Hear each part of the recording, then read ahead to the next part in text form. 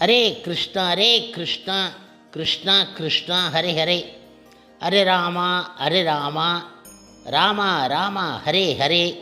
குட்டி கதைகள் 272. இதில் கூப்பிட்ட குரலுக்கு பாதுகாப்பு அளிக்க வந்த பகவான் கிருஷ்ணரின் நடவடிக்கை காண்போம். முன்பு ஒரு சமயம் மகாபாரத வரலாற்றில் சூதாட்டத்தில் பணயம் வைத்து இழக்கப்பட்ட திரௌபதியை துச்சாதனன் பலவந்தமாக முடியை பிடித்து அரண்மனையில் அவைக்கு இழுத்து வந்தான். அவையில் இருந்த பீஷ்மர், துரோணர், கிருபர் மற்றும் திருதராஷ்டிரன் அனைவர் இடமும் நீதி நியாயம் கேட்டு பலன் ஏதும் இல்லாமல் போன நிலையில் தன்னுடைய கணவன்மார்களால் பஞ்ச பாண்டவர்களிடம் கதி வேண்டினாள். சூதாட்டத்தில் தோற்று துரியோதனனுக்கு ஏற்கனவே அடிமைகள் ஆகிவிட்ட அவர்களாலும் அவளுக்கு துணை வர முடியவில்லை.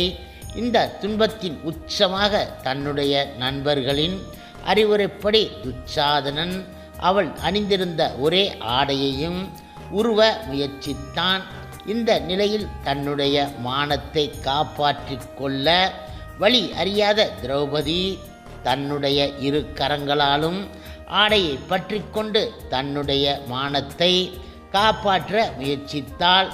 ஆனாலும் அதுவும் அவளால் இயலாத பொழுது தன்னுடைய இரு கரங்களையும் ஆடையை பற்றுவதை விட்டுவிட்டு முழுமுதற் கடவுள் மற்றும் பரம புருஷ பகவான் ஸ்ரீ கிருஷ்ணரையே முற்றிலும் சரண் அடைந்தவளாக இரு கரங்களையும் தலைக்கு மேல் உயர்த்தி கோவிந்தா துவாரகவாசின் கிருஷ்ண கோபி ஜனப்பிரியா கௌரவை பரிபூதாம் மாம் கிம் நா ஜானசி கேசவா ஹே நாதா ஹே ராமநாதா பிரஜநாதாத்தி நாசனா கைர வார்ணவ பக்னாம் மாம் உத்தரஸ்வ ஜனார்த்தனா கிருஷ்ணா கிருஷ்ணா மகாயோகி விஸ்வாத்மன் விஸ்வபாவனா பிரபன்னாம் பாகி கோவிந்தா குரு மத்தியே வசிதாதிம்.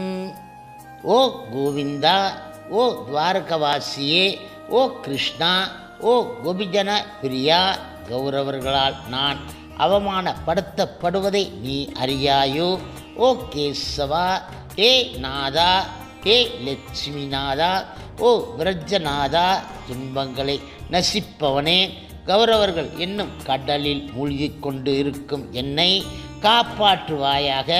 ஓ ஜனார்த்தனா, ஓ கிருஷ்ணா, ஓ கிருஷ்ணா, ஓ மகா யோகியே, ஓ அகிலலோக ஆத்மனே, ஓ அகிலலோக மூலமே, சரண் அடைந்த இந்த ஆத்மாவை காப்பாற்றுவாயாக. ஓ கோவிந்தா, குருக்களின் மத்தியில் நான் மூழ்கிக்கொண்டு இருக்கின்றேன். மகாபாரத சபா பர்வம் 67.82 to 83 என பகவான் கிருஷ்ணரின் திருநாமங்களே உச்சரித்தவளாக முற்றிலும் அவரை சரண் அடைந்தாள். திரௌபதியின் துயர குரல் கேட்ட துவாரையில் இருந்த பகவான் கிருஷ்ணர் துளியும் தாமதம் செய்யாது துச்சாதனன் இழுக்க எண்ணற்ற ஆடைகள் தொடர்ந்து வந்து கொண்டு இருக்குமாறு செய்துவிட்டார். துச்சாதனன் உருவி இழுத்த ஆடைகள் மலைபோல் குவிந்து விட்டன. திரௌபதியை மானபங்கம் செய்ய இயலாது சோர்வடைந்து தனது முயற்சியில் துச்சாதனன் தோல்வி அடைந்து விட்டான். இவ்வாறாக திரௌபதியின் மானமும் காப்பாற்றப்பட்டு விட்டது. பகவான் கிருஷ்ணரின் திருநாமம் அவருக்கு சமமான சக்தியை கொண்டதாகும். பகவான் கிருஷ்ணரின் நாமத்திற்கும் அவருக்கும் துளியும் வேறுபாடு கிடையாது. எனவே மிகப்பெரிய ஆபத்துக்களுக்கு இடையிலும் பகவான் ஸ்ரீ கிருஷ்ணரின் திருநாமத்தை கூறி உதவிக்கு அழைக்கலாம். திரௌபதி மிகப்பெரிய ஆபத்துக்கு உள்ளான பொழுது பகவான் திருநாம உதவியால் அந்த துன்பத்தில் இருந்து விடுபட்டு விட்டால்.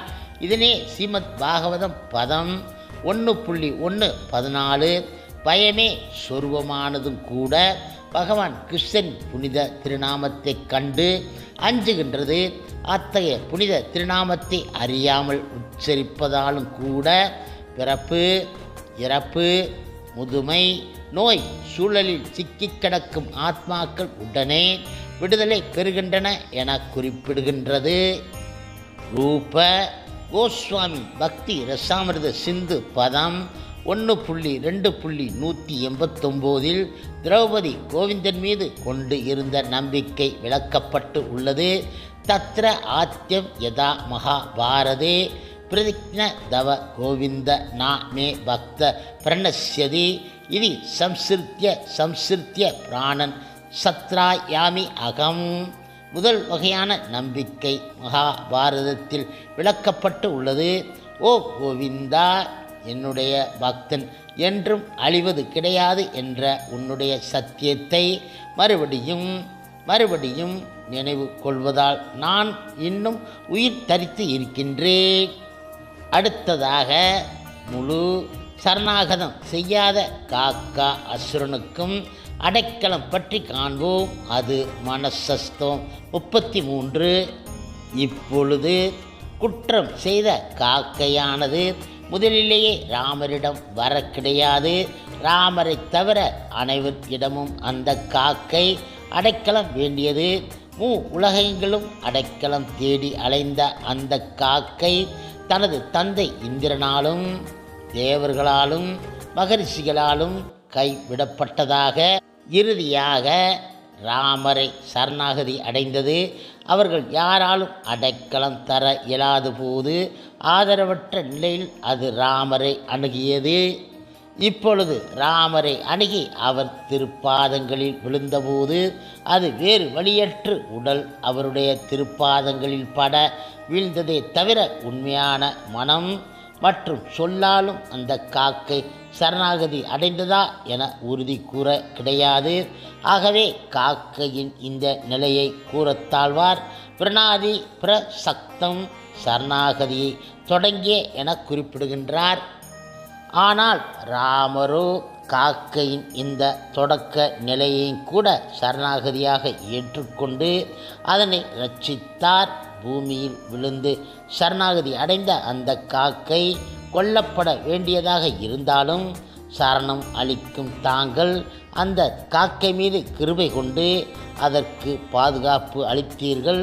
இது கண்டிப்பாக மானுஷ செயல் கிடையாது, அது மானுஷமான பகவானின் செயலே என வியக்கின்றார் கூறத்தாழ்வான். ஓ ராமா, கூறத்தகாத கொடிய செயல் செய்த காக்கை எந்த வழியும் அறியாது கதியற்று அடைக்கலம் தருவார். யாரும் இல்லாமல் சரண் அடைவதற்கான முதல் அடியாக உன் திருவடியில் வீழ்ந்தது.